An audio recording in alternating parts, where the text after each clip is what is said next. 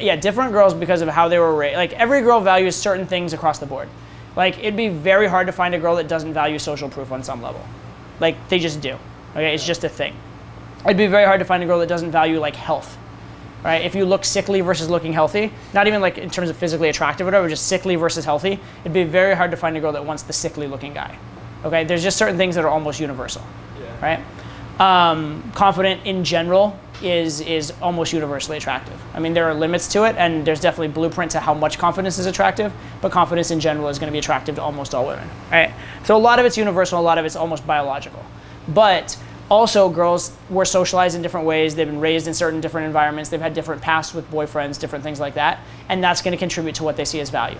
So some girls, if you're a serious, successful guy that works a ton of hours, would be very impressed by that and think of you as ambitious and like that and see it as high value.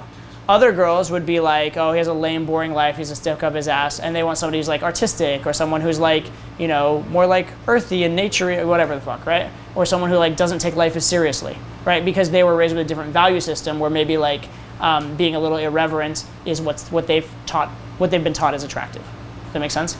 So each girl is going to have different particular manifestations of the positive characteristics, right?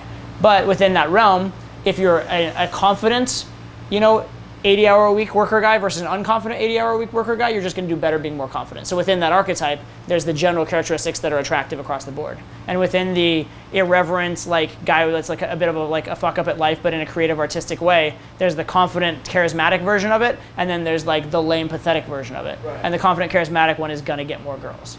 Right? So there's universal traits, but that said, within the different things that you are, because all of you are different things, right? All of you guys probably on some level are a serious, successful guy. On some level, you're a silly, playful guy that likes to chill and relax. On some level, you're a guy that likes to hit the gym. On some level, you're a guy that likes to just fucking relax and do nothing all day, right? And so you can choose which of those pieces of you to be with the girl, especially at the start, or which of those pieces to show her first. And you kind of want to match a little bit while creating tension. Yeah, you want to match her blueprints. Without being something you're not. Right. You don't want to be incongruent, you don't want to be lying, you don't want to be falling into her frame, but within the different things that you like to be, the ones that match her blueprint, which does not mean agreeing with her on everything, by the way. It just means the ones that fit her schema of what value is are the better ones to show her. The things that you introduce. Exactly. Right. Like you could pick like if she's into whatever. Like a good one is how you convey your job, right? You have the same job, period, but you can convey it 10 different ways to 10 different girls. One girl you can convey like the statusiness of your job, and that will impress her. Another girl you can convey that like it was such a journey to get there and it made you feel very fulfilled as a human being. Another girl you can convey that like you feel like you're really making an impact and like making a difference on the world. Another girl you can convey that like your job gives you leisure and like you don't really like to work that hard, but you like to have the things you like in life and be able to like have adventures outside of work. Right? All these are different things that you can convey, and all of them are probably things you like about your job in some level. Or that are true about your job on some level. But you get to choose which one of those to convey with which girl. Does that make sense? So that's kind of the idea of understanding blueprint and hitting blueprint. Right?